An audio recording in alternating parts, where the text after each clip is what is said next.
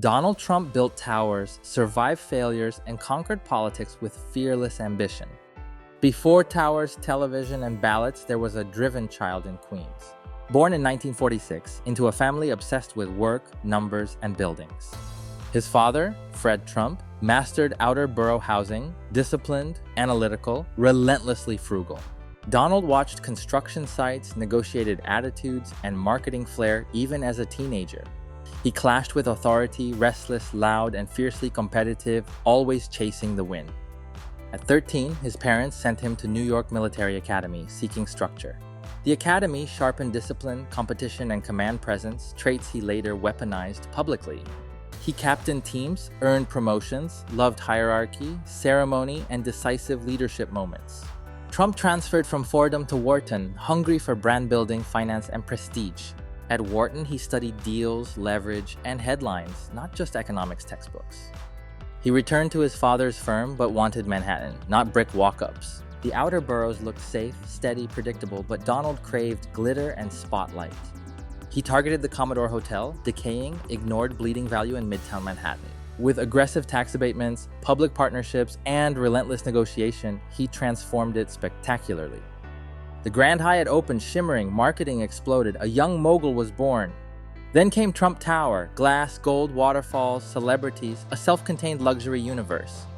He wrote his name huge, unapologetic, confident, a brand before brands mattered. Trump licensed his name widely, buildings, ties, steaks, vodka, airlines, even universities. He believed the name could travel faster than cement, steel, or debt. But debt still came, huge loans, high interest, and casino dreams. The Trump Taj Mahal opened, dazzling, expensive, complicated, soon drowning in payments. The early 90s brought recession, lawsuits, covenant breaches, banks at the door. Critics predicted collapse, the empire wobbling, creditors circling, headlines gleefully counting losses. He restructured, surrendered equity, extended maturities, traded pride for breathing room, survived. Trump learned that survival itself can be a headline marketed as comeback. He doubled down on publicity, refined sound bites, courted tabloids, controlled narrative relentlessly. Central Park's Woolman rink offered him unexpected civic stage time ahead of schedule. He finished the rink quickly, under budget, loudly, branding competence, speed, and showmanship. Television called, and he answered with boardrooms, gold trim, and famous eliminations. The Apprentice amplified his image, decisive, ruthless, successful, America's televised dealmaker archetype. Millions watched weekly, absorbing catchphrases, mannerisms, and an unshakable self-made persona. Trump's brand reached new demographics, middle America, aspiring entrepreneurs, reality TV loyalists. Books sold, speeches booked, licensing expanded, public opinion polarized, curiosity skyrocketed. He learned social media early, tweeting directly, bypassing editors, producers, and gatekeepers. Politics tempted him for decades, flirtations and interviews, exploratory committees, and speeches. In 2015, he descended the escalator, framing immigration, trade, and forgotten workers. Pundits laughed, then counted polls, then watched rallies, packed seats, and red hats. Against party veterans, media skeptics, donors, strategists, he bulldozed through the primaries. He mastered message repetition, controversy as oxygen, enemies as branding foils, always. 2016 delivered the upset, electoral math, razor margins, stunned analysts, elated supporters. He entered the White House as a businessman, marketer, outsider, unbound by precedent. Tax reform passed, deregulation accelerated, judges confirmed, trade wars escalated, headlines nonstop. Every day brought conflict, defenders cheering disruption, critics warning norms were collapsing.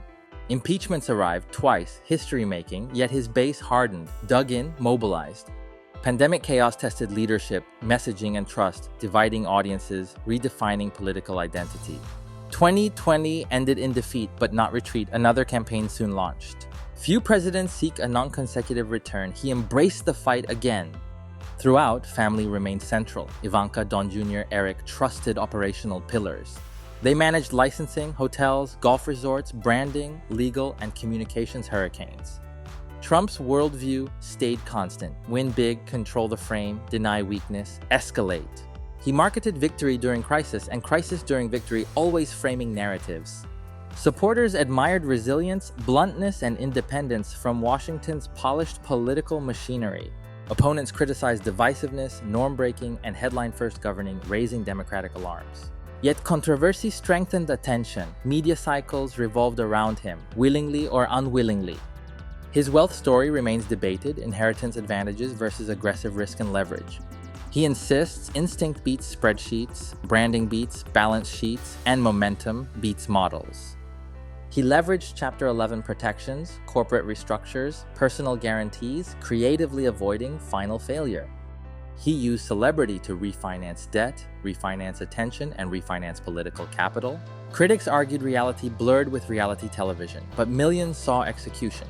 Supporters said his boldness shook stale institutions, forcing issues onto the table. Even off office, his rallies filled arenas, loyalty measured in applause. He weaponized slogans, memorable, repeatable, chantable, marketing as political strategy relentlessly.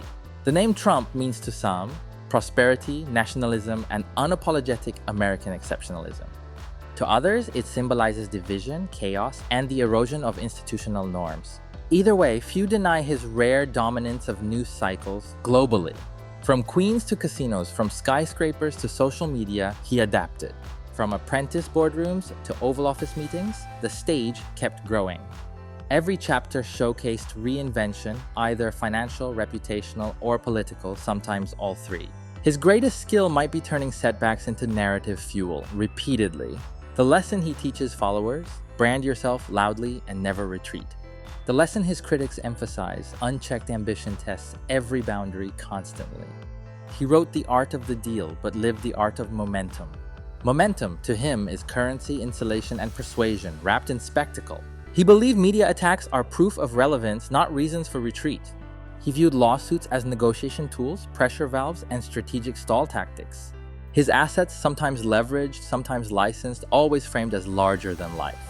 Opponents counted bankruptcies, he counted buildings, votes, viewers, and headlines, always headlines. Ask yourself, how many figures truly command attention so continuously, globally? Whether you admire him or oppose him, his story changed politics. Whether he returns or not, his movement outlasts a campaign cycle. The Queens boy who sought Manhattan lights now shaped Washington shadows. The marketer who sold luxury towers later sold national identity fiercely. His world remains motion, courts, campaigns, interviews, investigations, rallies, negotiations, non-stop. He thrives in chaos, where others hesitate, where most pause, he sprints. He proves that controlling the frame often beats controlling the facts.